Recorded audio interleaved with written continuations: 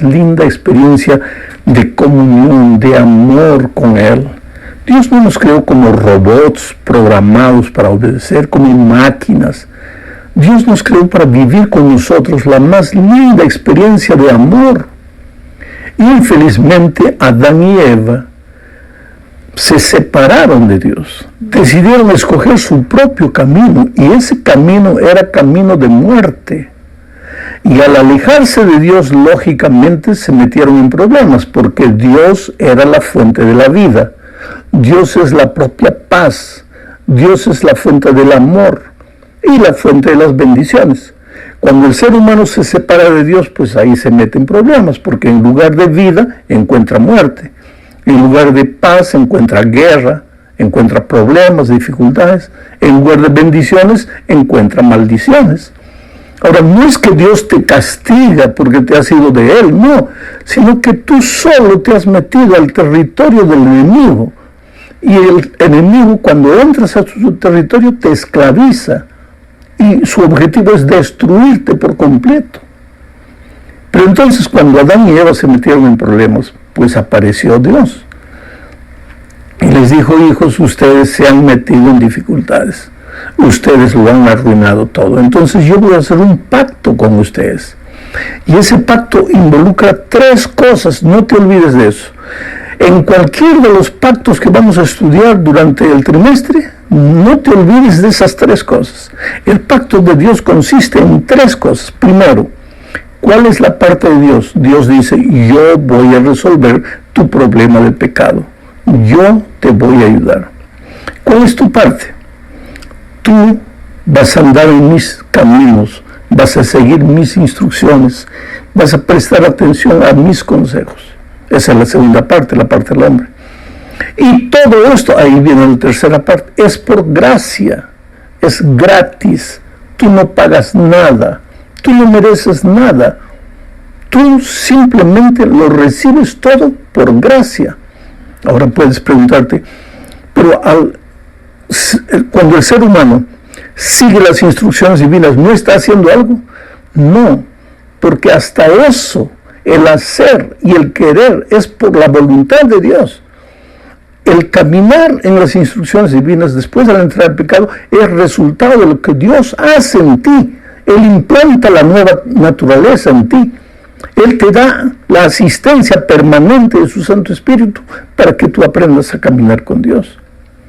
Entonces, empezamos la lección de esta semana hablando del pecado.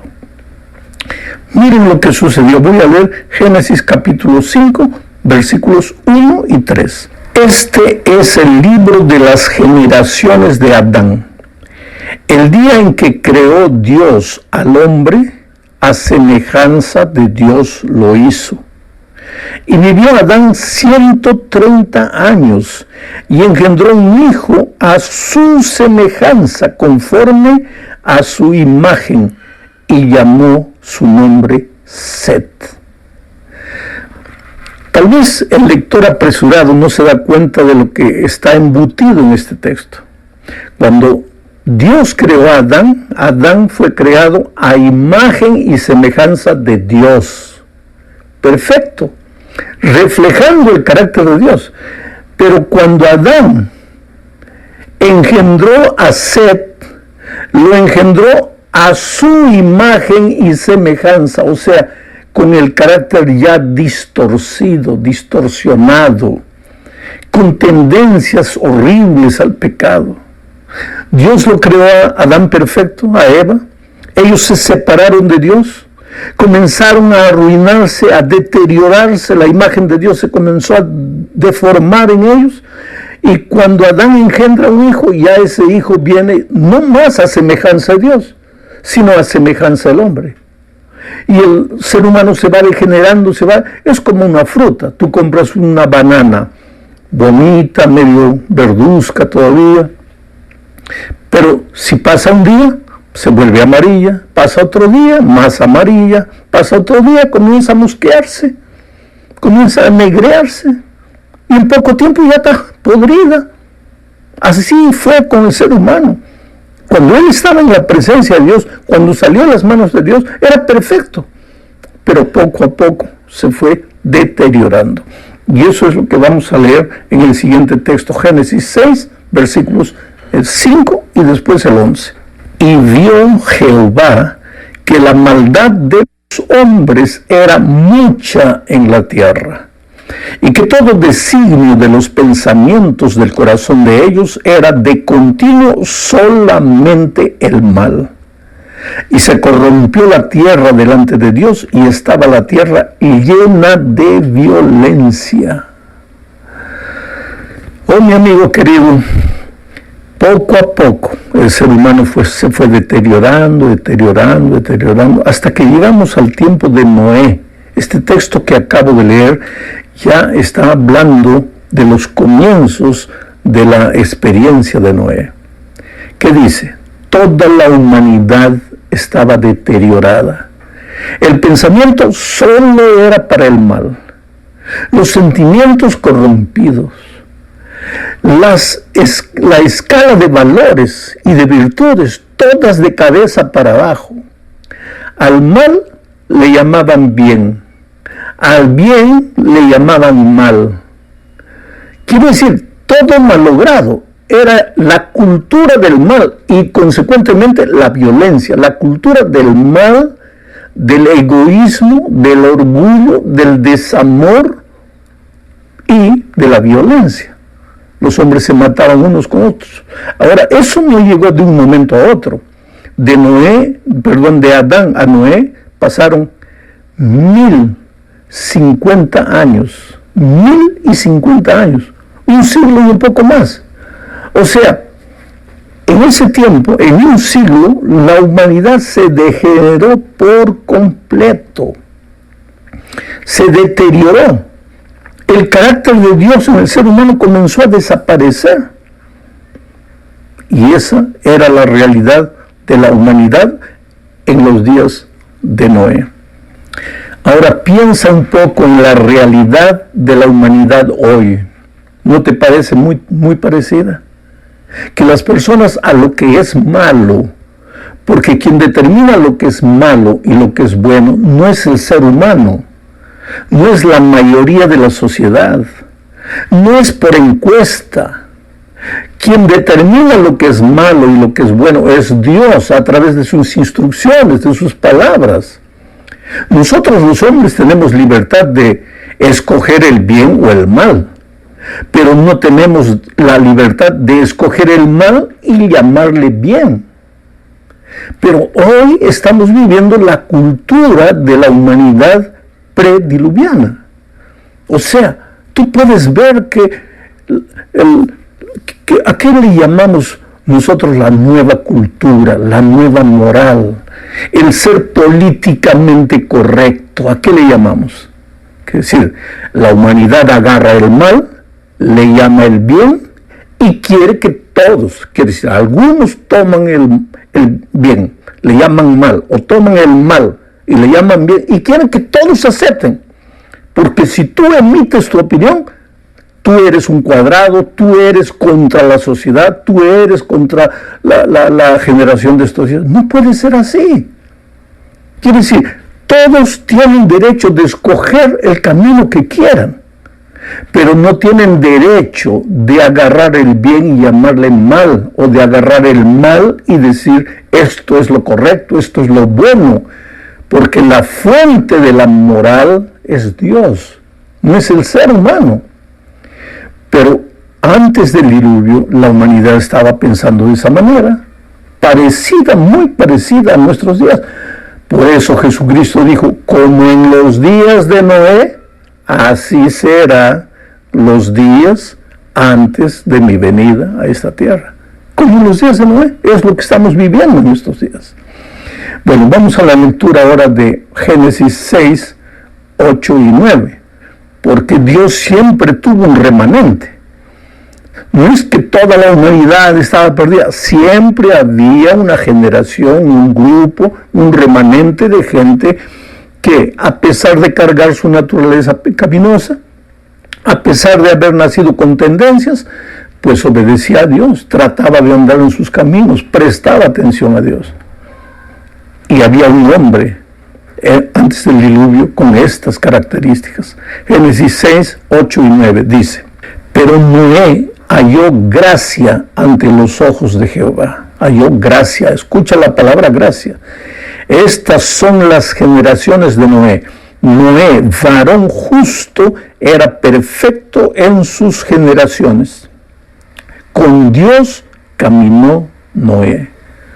Interesante, en medio de toda la humanidad deteriorada moralmente, donde los hombres escogían sus propios caminos y querían que todos aceptasen los caminos equivocados que escogían, en medio de esa generación surgió un hombre llamado Noé. ¿Y qué dice el texto? Dice que Noé encontró gracia a los ojos de Dios, porque solamente por gracia eres salvo y solamente por gracia puedes andar en los caminos de Dios. Y Noé caminó con Dios, anduvo con Dios, y como resultado de no separarse de Dios, de vivir cerca de Dios, en comunión con Él, ¿cuál fue el resultado? Fue un hombre justo y perfecto en sus generaciones.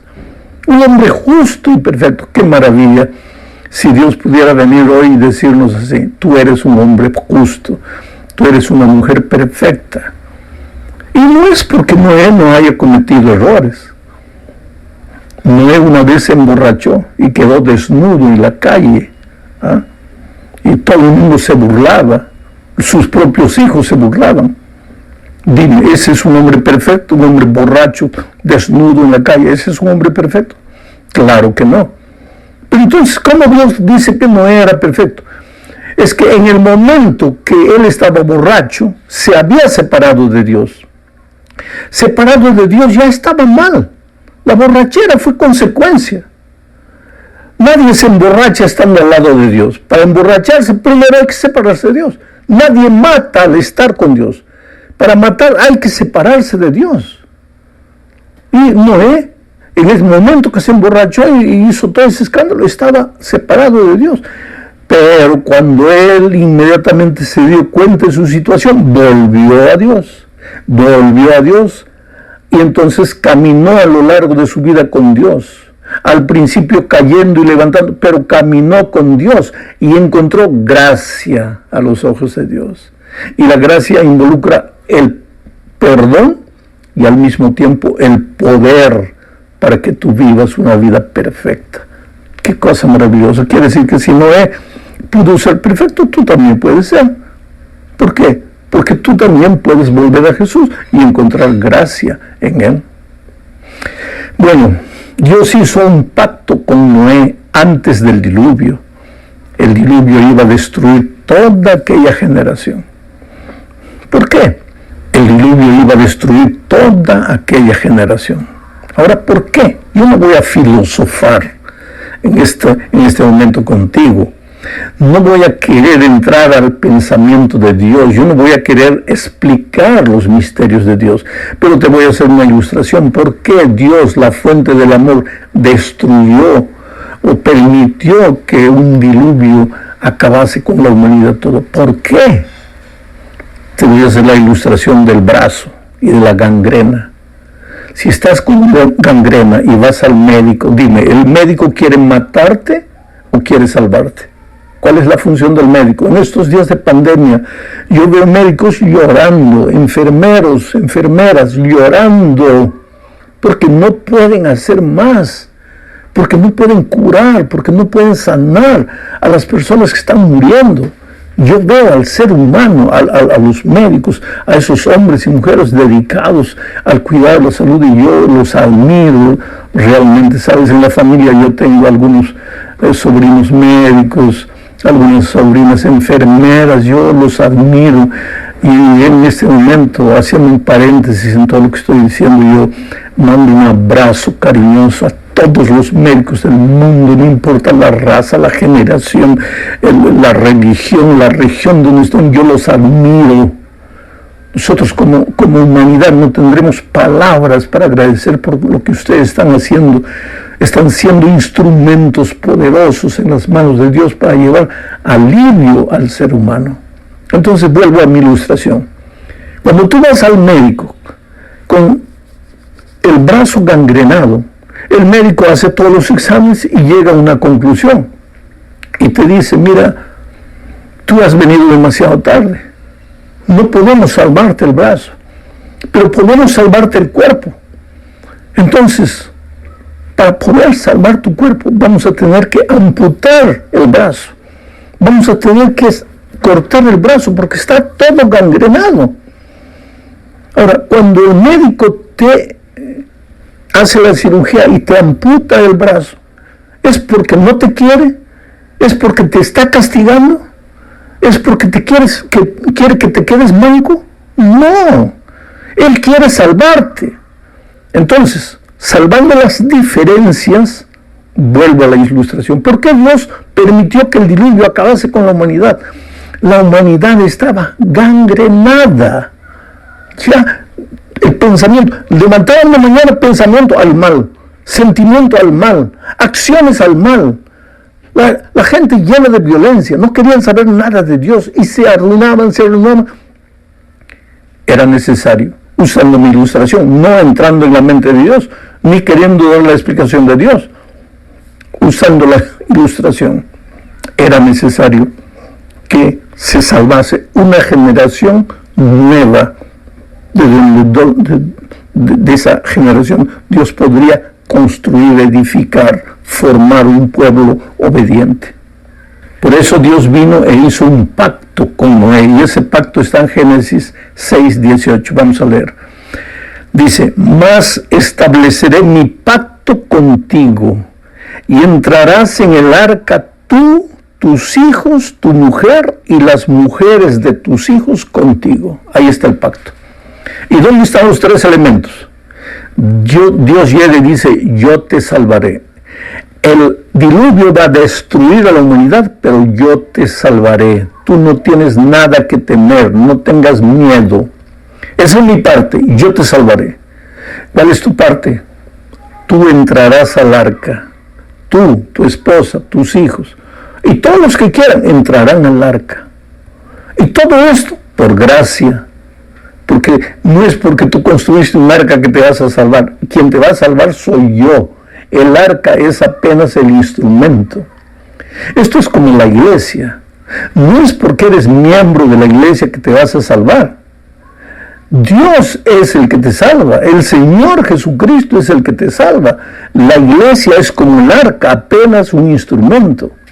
Ahora tú imaginaste cuando Noé y su familia entraron al arca. El olor que debería haber en esa arca. Animales, porque Dios mandó también entrar animales. ¿A dónde echaban los desechos de esos animales? Todo el excremento, el olor de esos animales. ¿Tú imaginas? En un arca todos encerrados. Pero el arca era el instrumento a través del cual Dios quería salvarlos. Así también es la iglesia.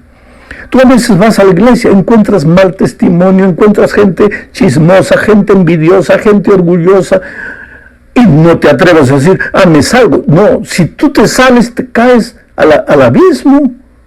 Tienes que quedarte ahí, porque débil o imperfecta como la iglesia puede ser, es la niña de los ojos de Dios. Es el instrumento que Dios va a usar para salvarte. Bueno, vamos a la cuarta parte del estudio. Y aquí vamos a hablar de la señal del arco iris. Cuando terminó el diluvio, apareció un arco iris en el cielo. Y entonces apareció.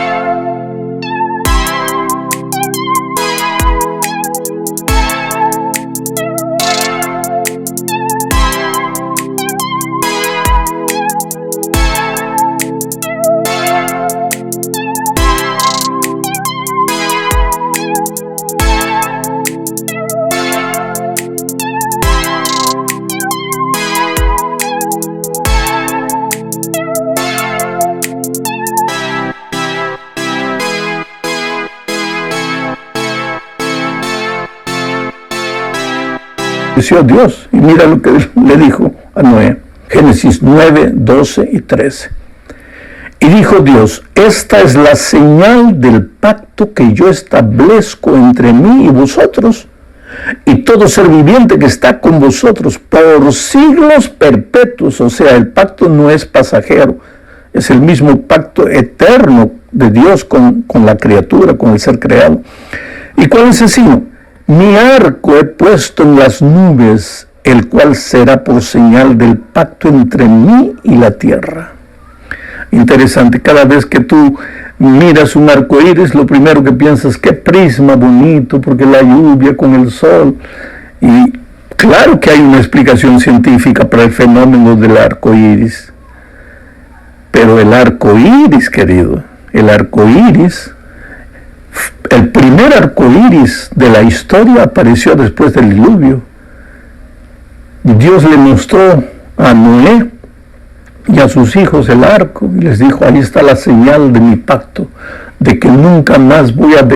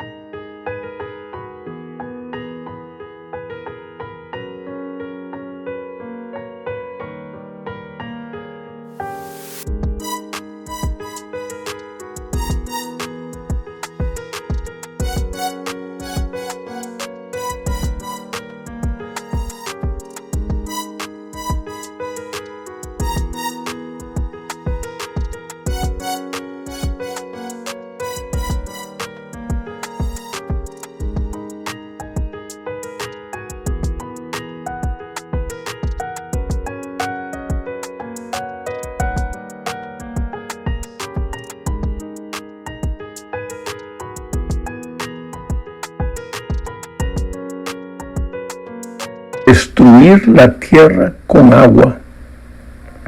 Por eso, aunque llueva, aunque haya una inundación, aunque un barrio entero sea llevado, no te asustes. La tierra, la humanidad, no será más destruida con agua. Un sector, una región, tal vez por circunstancias, pero la tierra no, porque Dios hizo un pacto. Bueno, llegamos al fin de este estudio hablando de un remanente. Dios siempre tuvo un remanente. Génesis 7:23 dice, así fue destruido todo ser que vivía sobre la tierra, sobre la faz de la tierra, desde el